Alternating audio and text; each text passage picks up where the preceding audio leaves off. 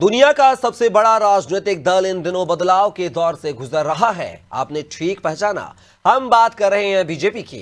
दरअसल बीजेपी में संगठन पर्व चल रहा है। बूथ से लेकर मंडल और जिला से लेकर प्रदेश स्तर पर बदलाव देखने को मिल रहे हैं। जिसको पद दिया जाए, इसके लिए क्राइटेरिया भी तय किए गए हैं।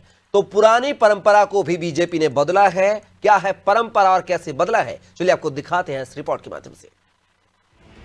कहते हैं कि परिवर्तन प्रकृति का नियम है, लेकिन जब राजनीतिक दलों के भीतर ये परिवर्तन हो तो इसके मायने निकाले जाते हैं।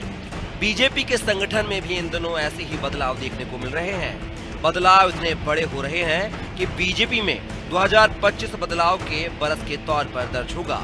बूथ से लेकर प्रदेश स्तर तक बदलाव होने जा रहे हैं। अब बीजेपी संगठन में हुए बदलावों ने सबका ध्यान भी अपनी ओर खींचा है। इसके पीछे की वजह उसके नियम भी रहे। इस बार बीजेपी ने मंडल से लेकर जिला अध्यक्ष के लिए कई क्राइटेरिया सेट किए थे। क्या थे वो क्राइटेरिया, आप ये जान लीजिए। बीजेपी में बदलाव की शुरुआत बूथ समितियों के अध्यक्ष से शुरू हुई। बीजेपी के संगठन पर्व में सबसे पहले बूथ समितियों के चुनाव हुए। अर्चना गोस्वामी पहली बूथ अध्यक्ष चुनी गई। अर्चना के साथ 11 पदाधिकारियों और सदस्यों को सहमति से चुना गया। बीजेपी की बूथ समिति में एक बूथ अध्यक्ष के साथ कुल 12 सदस्य चुने गए। इनमें कम से कम 3 महिलाएं शामिल हैं। बीजेपी की बूथ समितियों के गठन में भी पहली बार व्हाट्सएप प्रमुख नियुक्त हुए हैं। तो मंडल अध्यक्षों के लिए भी क्राइटेरिया तय किए गए हैं। बीजेपी ने तय किया था कि 45 साल से कम उम्र के लोग मंडल अध्यक्ष नहीं बनेंगे। ऐसे कार्यकर्ताओं को मंडल अध्यक्ष नहीं बनाने के निर्देश थे जिनका आपराधिक रिकॉर्ड है और जिन्होंने पार्टी के खिलाफ काम या बयानबाजी की हो। मंडल अध्यक्ष को लेकर जो बदलाव बीजेपी में दिखे, उससे ज्यादा परिवर्तन जिला अध्यक्षों के चुनाव में देखने को मिला। सबसे बड़ा परिवर्तन जो था वो ये कि शायद पहली बार जिला अध्यक्ष कौन बनेगा, इसका फैसला दिल्ली हाईकमान को अपने हाथ में लेना पड़ा।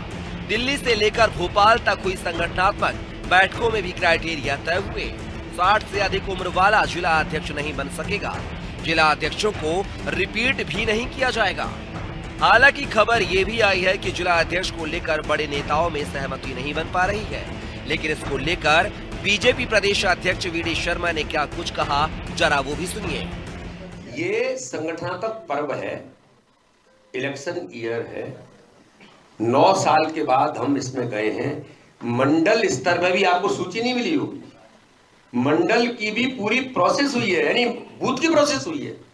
ऐसे ही जिलों की अपनी प्रोसेस है। और देखिए, इतने बड़े राजनीतिक दल में जहां पंच सरपंच से लेकर के सब कुछ भारतीय जनता पार्टी बैठी हो, वहां इस प्रकार के निर्णय संवाद और समन्वय के आधार पर ही होते हैं। और संगठन ने अपना पूरा तंत्र, कार्य पद्धति के अनुरूप सारे काम को करने का जो हमारा तंत्र है, उन्होंने सब किया है।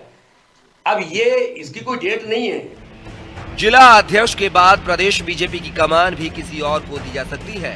प्रदेश बीजेपी अध्यक्ष के तौर पर वी.डी. शर्मा का कार्यकाल पूरा हो रहा है और चुनाव के मद्देनजर उन्हें एक्सटेंशन पहले ही मिल चुका है। लिहाजा इस बार बदलाव की संभावनाएं ज्यादा हैं। हालांकि अब प्रदेश अध्यक्ष के लिए इस बार क्या नियम सामने आएंगे, ये भी देखना होगा। रिपोर्ट अनादि टीवी भोपाल।